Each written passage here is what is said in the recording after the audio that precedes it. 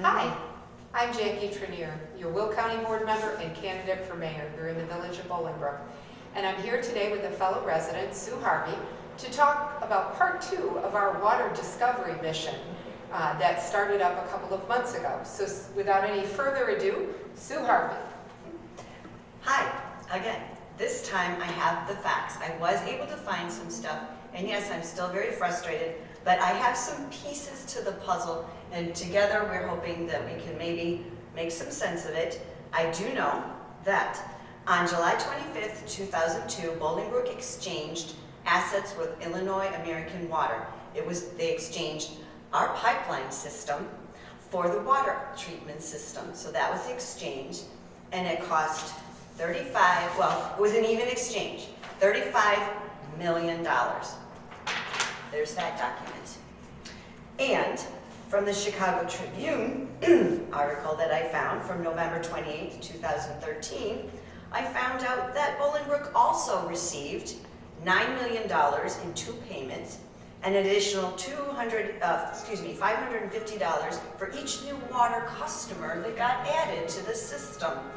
And that was going to be a maximum of $4.4 million. That's in addition to the exchange. And the minimum that we were going to get was $275,000 a year for 6 years. So at least $1,650,000. That was the minimum. The maximum was going to be the $4.4 million. However, with the customer increased connection rate, was going to get to be increased. The money they were going to give Bolingbrook for each new person was going to increase each time the water rates increased.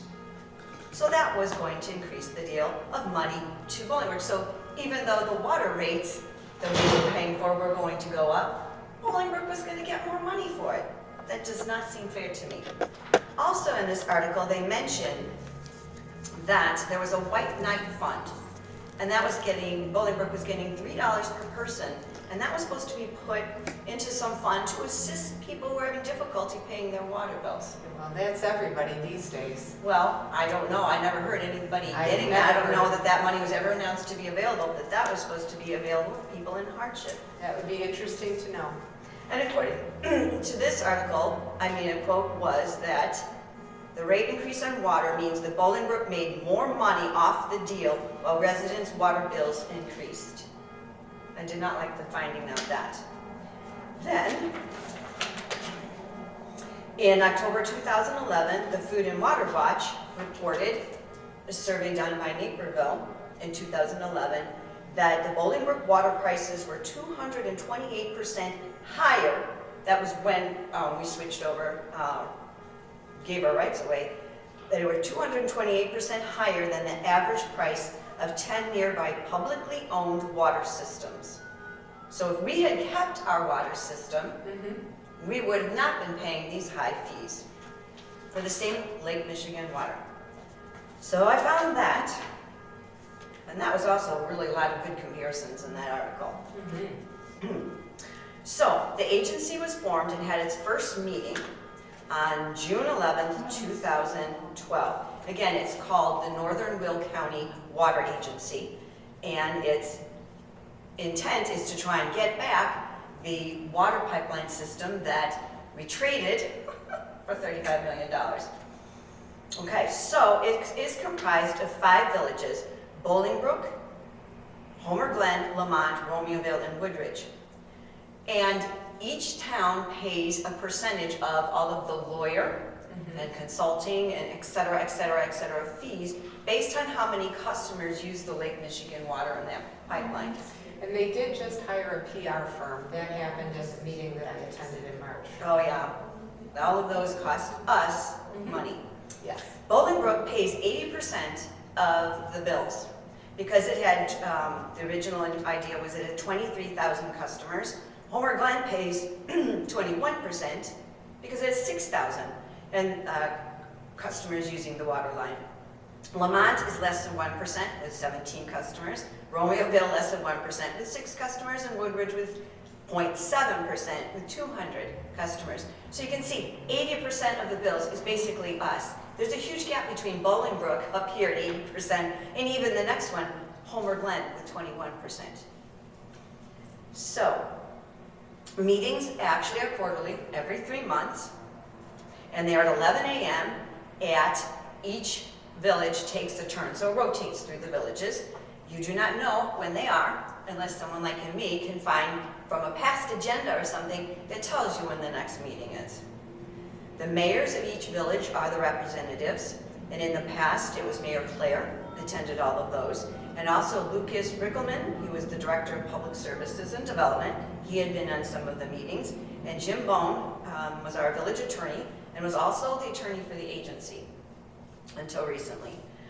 They have been there at some of the meetings too. In this article, September 9th, 2014, from the Chicago Tribune, I found out that it says, water agency agrees to pay legal fees, more, as pipeline takeover bid continues. Then I found out that with all of going on, so when they first filed the lawsuit to try and get eminent domain to get back the water pipeline, they didn't do it right. So they had to take the lawsuit back and refile it.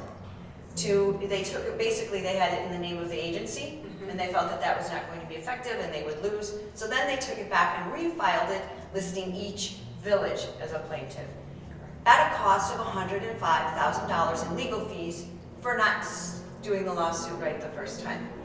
So that means that Bolingbrook paid $84,000 of that. Yay! So that was not exactly exciting to find. The article also mentions that from the start of June 2012, when my first agency met, to just September 2014, the agency had already paid $1 million. In less than 2 years' time? $1 million. Okay, so that means that Bolingbrook paid $800,000 of that, plus the lawsuit of $84,000, which is $884,000. And that was just the start of the agency. Correct. And you can, we're in 2021 and those bills have been adding up. Okay.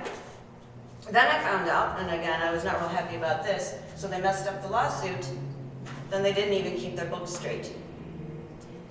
December 8th, 2014, another Chicago Tribune article, and I also read one of them that the agency wouldn't talk to the Chicago Tribune and tell them what their plans are and how they're going to actually run the pipeline once they get it. They always refuse comments. They won't talk. Anyway, Chicago Tribune found out from the auditor, the 2014 audit of the agency, that they didn't keep their books real well, so that they need to do a better job. That's our money. That's not a good thing that I wanted to hear.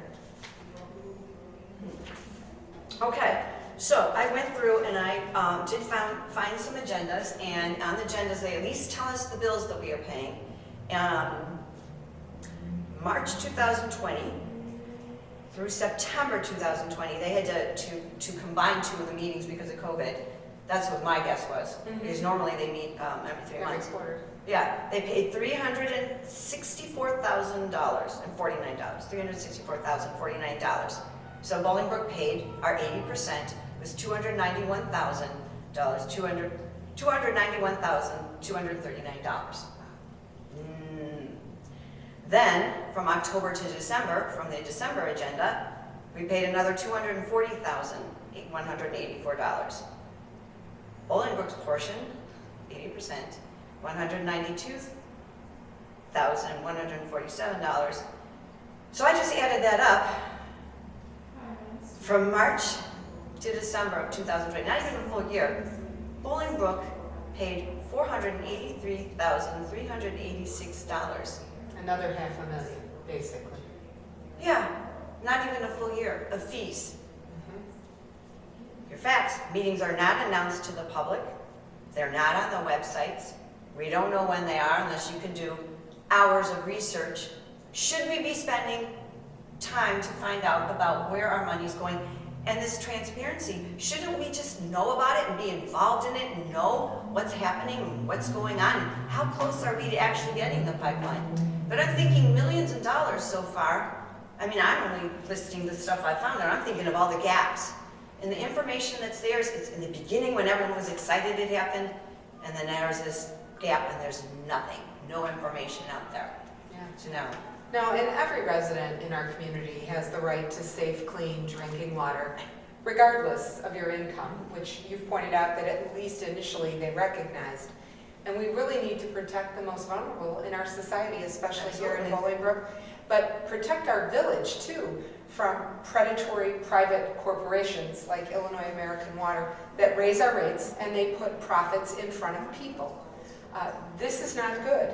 And our village, both the legal department and the water contracts that go with it, all of these things have gone to companies that just happen to give political donations to the elected politicians in our community.